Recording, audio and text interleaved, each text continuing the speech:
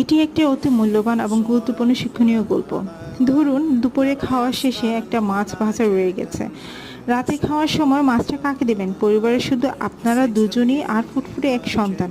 Common যে চিত্রটি আমরা দেখতে পাই, রাতে খাওয়ার সময় বাচ্চাটাকে পুরো মাছটাই দিয়ে দেওয়া হয়, আর বাবা মা দুজনেই ডেব ডেব চোখে শুধু তাকিয়ে থাকবে। তার খাওয়া দেখে মনটা ভরে যাবে। আহা, কি শান্তি! আসলে যার দরকার তা হলো রাতে তিনজনে একসাথে খেতে বসবেন, তার সামনের মাছটা তিনটা ভাগ করবেন, আর তিনজনই তিনটা টুকরা খেয়ে নেবেন।